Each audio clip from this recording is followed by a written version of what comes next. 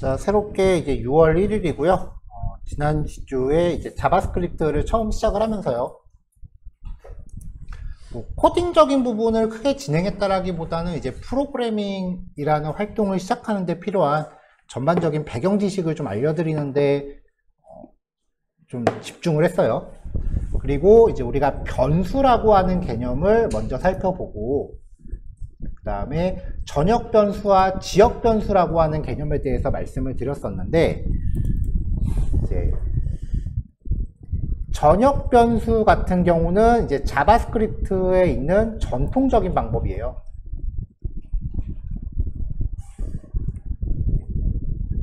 그 다음에 안 보이네요.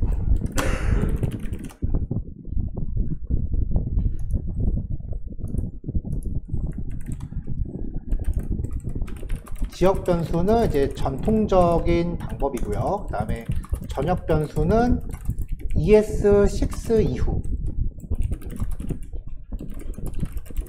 새로운 방법인데, 주요 내용은 바라는 키워드를 사용하여 선언을 하고요. 그 다음에 전역 변수는 let이라는 키워드를 사용하여 선언을 해요. 지금 우리가 체감하기에는 이 두 가지밖에 큰 차이가 없는데, 다 키워드 같은 경우는 이제 중복 선언이 가능하다는 거. 그 다음에 let 키워드 같은 경우는 중복 선언이 불가능하다는 거. 그럼 여기서 이제 변수의 선언이라는 활동이 뭐냐면은 다 혹은 let 키워드를 사용하여 내가 사용할 변수를 최초로 컴퓨터에 인식시키는 코딩이라고 생각하시면 될 것 같아요. 근데 중복 선언이 가능하다라고 하는 부분이 이게 좀 일반적이지 않아요.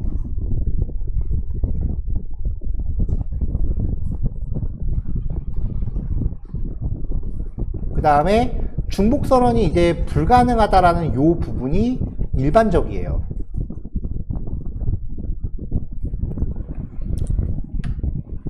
뭐 프론트엔드 개발로만 이제 활동을 하겠다라고 하면은 여러분들이 다루실 프로그래밍 언어는 자바스크립트가 아마 유일할 겁니다. 근데 제가 저번에도 말씀드렸지만 대한민국에서 하나만 해갖고 먹고 살기 사실 그렇게 쉽지 않거든요.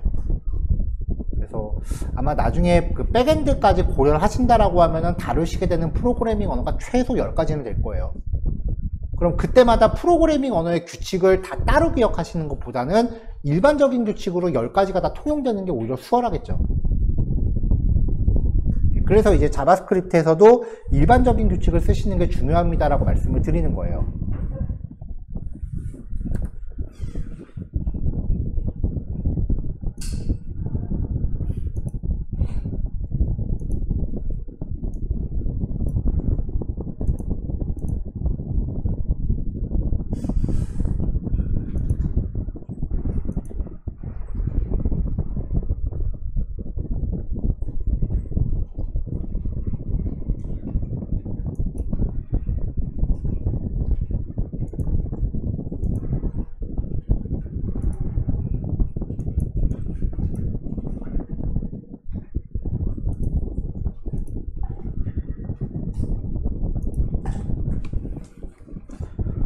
자, 이렇게 해서 이제 변수에 대해서 살펴봤었고요. 이제 오늘 진행할 내용이 이제 상수, 그리고 데이터 타입, 형식 문자, 변수 출력. 일단 요거부터 우리가 마무리를 해야겠죠.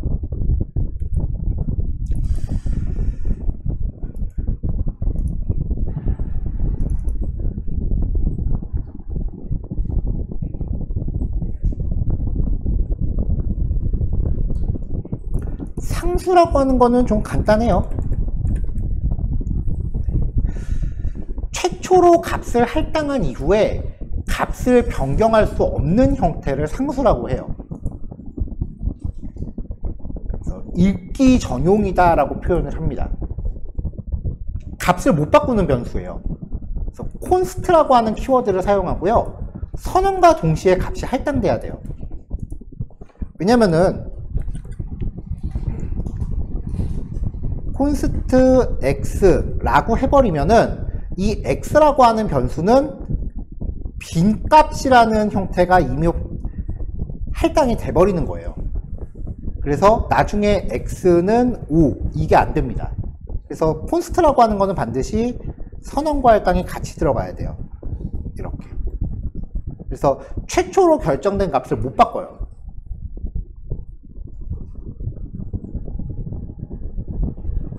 이게 저렇게 생겨먹은 게 과연 쓸모가 있을까라는 생각이 지금 되게 크실 거예요. 근데 은근히 많이 써요.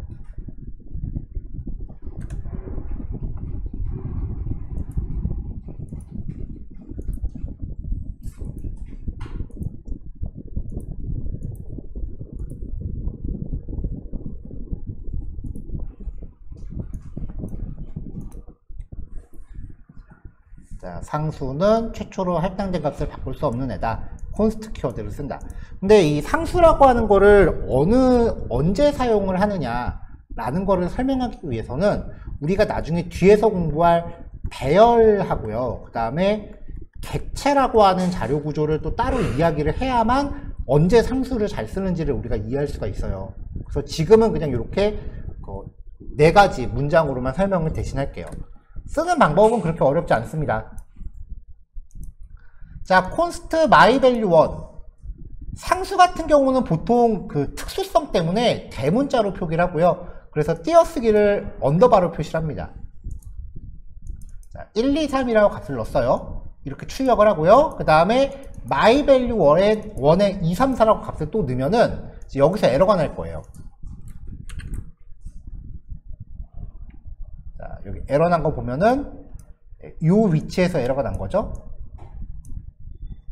자, assignment to constant variable 이제 재정의할 수 없다라고 에러가 나고 있고요. 여기 3번 상수.js의 5번째 줄에서 에러가 나고 있다 라고 에러 메시지가 같이 표시가 되고 있습니다.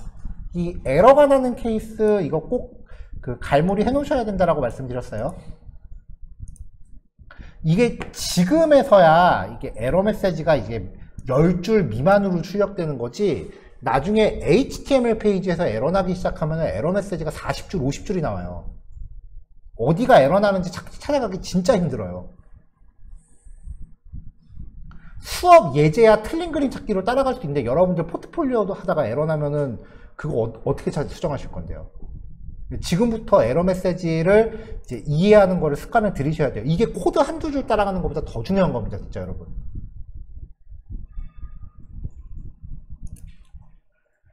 자, 에러 메시지 중요도에 대해서 좀 강조를 했고요.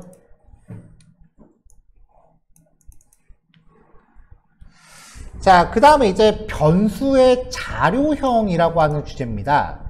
이걸 데이터 타입이라고도 부르는데요.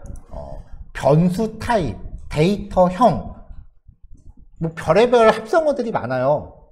그러니까 그냥 대충 뉘앙스로 알아들으셔야 돼요. 프로그래밍 할 때 용어를 대충 뉘앙스로 알아들으셔야 돼요.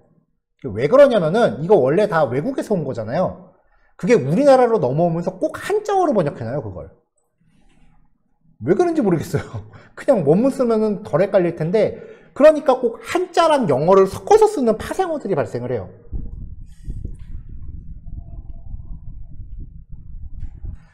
자, 변수에 저장할 수 있는 값의 종류를 데이터 타입이라고 합니다. 자바스크립트가 다른 프로그래밍 언어보다 데이터 타입이 굉장히 적어요.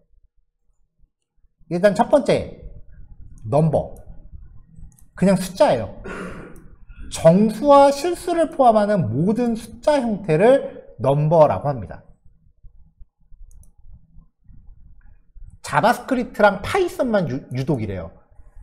아, 자바스크립트만 이래요.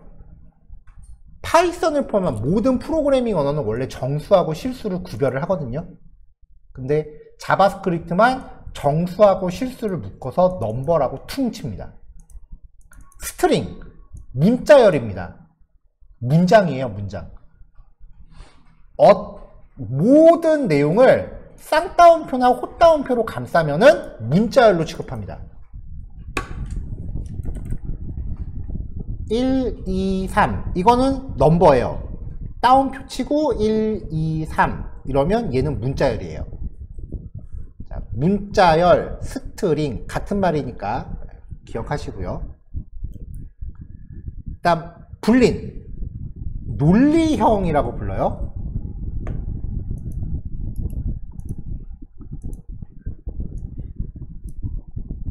참이나 거짓밖에 없는 형태예요. 근데 이 불린 타입 같은 경우는 꽤 많은 형태와 호환이 가능해요. 그건 나중에 뒤에서 따로 이야기를 할 거예요. 자, 일단 요 세 가지는 오늘 무조건 기억하셔야 됩니다.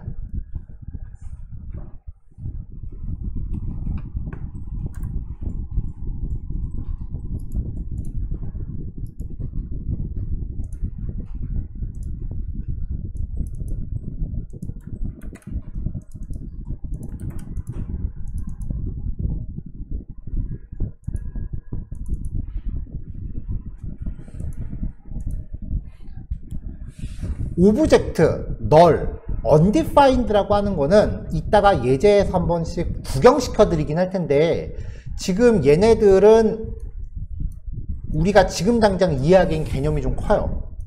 그래서 오브젝트라든지 널이라는 거는 이제 묶어서 따로 한 단원이 이제 진행이 될 거예요. 그래서 오브젝트하고 널이라는 거는 오늘은 크게 신경 쓰지 마세요. undefined라고 하는 거는 자바스크립트에만 있는 특수한 형태인데요. 정의되지 않은 빈값이에요. 선언만 하고 값이 할당되지 않은 상태를 undefined라고 합니다. 바 k 이렇게 해놓으면은 이 k가 undefined가 돼요. 값이 대입이 안 됐잖아요.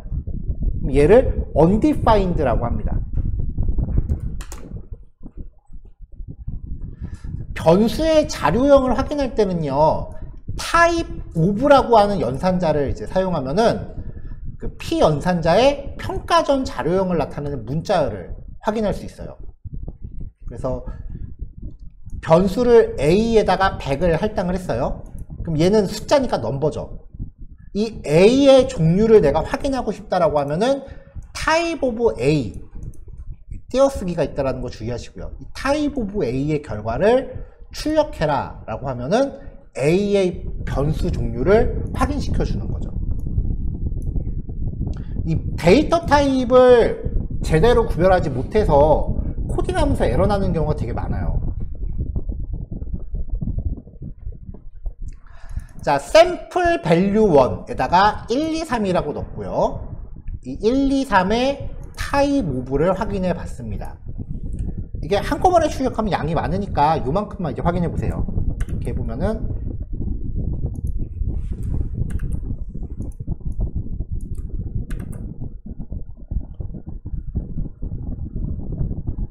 Alt, Ctrl, N. 네. 자, 결과가 넘버라고 나오죠. 소수점이 있어도 넘버예요. 소수점이 있어도 넘버예요. 자, 그 다음에 sample value 2는 true 혹은 false. 얘는 참 내지는 거짓만 가져가요. 참이건 거짓이건.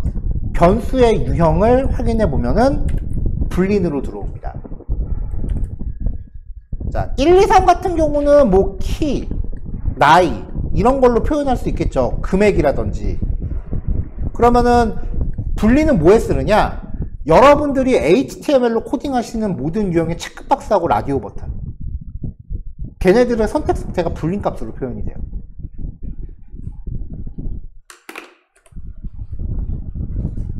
자, 그 다음에 쌍이나 헛다운표로 감싼 경우 문자열입니다. 타입 오브 확인해 보면은 스트링이죠. 쌍따옴표가 되건 헛다운표가 되건 앞뒤 짝만 맞으면 됩니다. 섞어서는 못 써요. 쌍따옴표를 쓰느냐 헛따옴표를 쓰느냐는 그냥 지극히 개인 취향이니까 저한테 안 물어보셔도 돼요. 자, 여기까지는 지금 바로 익혀야 되는 데이터 타입이고요. 그 다음에 뒤에 나타나는 거는 시간을 두고 천천히 익혀야 되는 거예요. 이제 먼저 오브젝트라고 하는 건데요. 이 오브젝트라고 하는 거는 일종의 복합 자료형이라고 생각하시면 돼요. 만드는 방법도 대입이 좀 특이하죠. new date라고 하는 명령어로 할당을 합니다. 얘를 출력해 보면은 오브젝트라고 나오죠. 값 자체를 한번 출력해 볼까요? 네. 연월일 10운초가 나와요.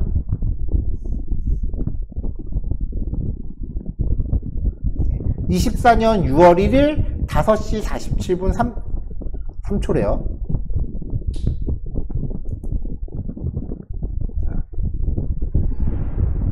자, 오후 2시인데 05로 나오죠. 이거 뭐 나중에 말씀드리겠지만 T가 붙은 거는 그 표준 ISO 표기법이라고 해서요. 그 표준 시간대를 의미해요.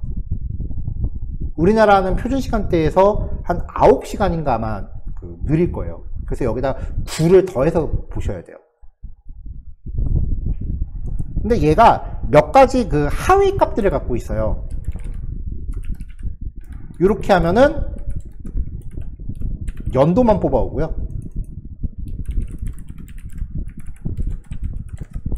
이렇게 하면은 월을 뽑아오고요.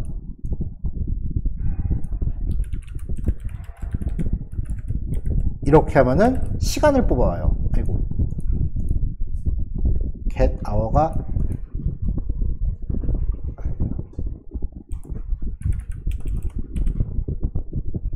get hours네요.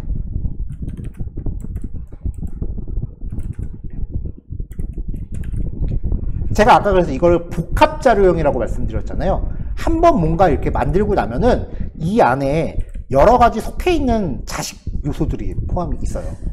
이런 것들을 객체. 일단 이렇게만 기억해 주셔도 됩니다. 원래는 좀 더 복잡한 유형인데 객체에 대한 얘기는 이번 달에는 못해요. 아마 다음 달쯤에 되게 깊게 할 거예요. 자, 널. 자바스크립트에서 제가 생각했을 때 개인적으로 가장 쓸데없는, 쓸 일이 없는 형태 중에 하나예요. 왜냐면은 undefined 때문에 그래요. 자, 변수를 선언만 하고서 값을 아무것도 안 넣으면 undefined라고 나오거든요. 근데 null이라고 하는 거는 내가 지금 당장은 뭔가 뭘 대입할지를 모르겠고 나중에 대입해야지 하고 임시로 비워놓는 거예요.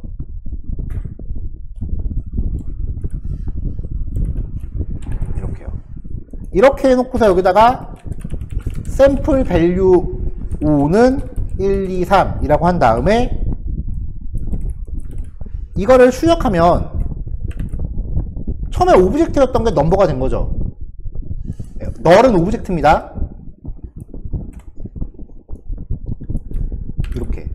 이렇게 되는 거죠. 근데 이게 undefined로 해도 되거든요. 어차피 변수라고 하는 거는 변할 수 있는 거니까. 이렇게 하면은 undefined였다가 나중에 할당해서 1, 2, 3이 되잖아요. 그러니까 null이라고 하는 게 굉장히 쓸데가 없어요. 어쨌건 null이 그러니까 undefined로 놓는 게 좀 찝찝하다라고 생각되면은 이제 null 상태로 만드셔도 되는데 null하고 undefined를 크게 구별하지 마세요. 근데 도대체 이런 거를 왜 쓰느냐? 로그인 페이지를 한번 떠올려 보세요. 로그인을 하려면은 사용자의 아이디하고 비밀번호로 여러분들이 변수를 받아와야 돼요. 그럼 나는 코딩에서 변수를 선언을 하겠죠? 근데 거기에 값은 사용자가 입력하기 전까지 할당이 안 될 거 아니에요. 그러니까 뭔가 임시로 비워놓는 방법이 필요하다고요. 예, 그럴 때 이제 undefined를 활용하거나 null을 활용하는 겁니다.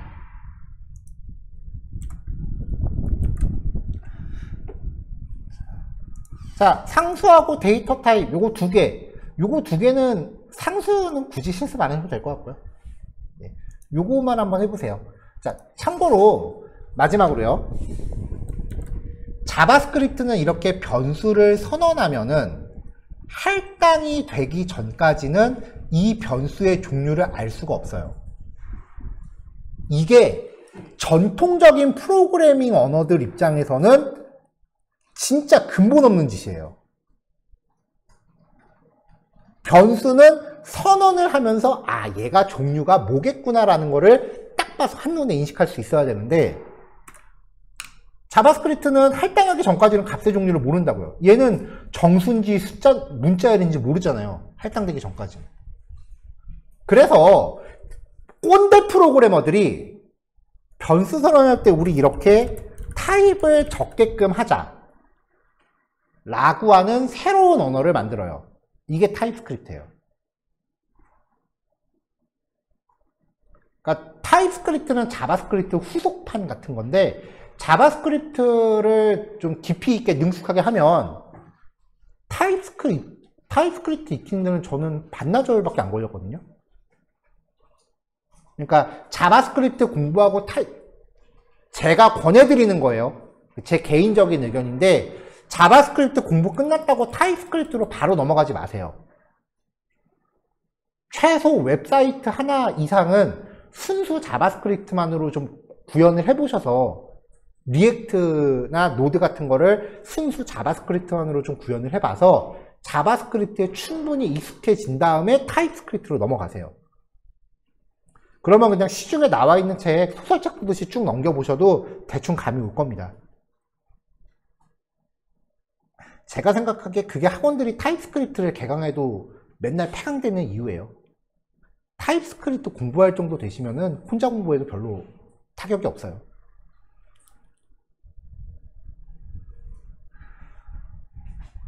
자, 설치하느라고 시간이 조금 나갔죠. 예. 3시 15분에 시작할게요.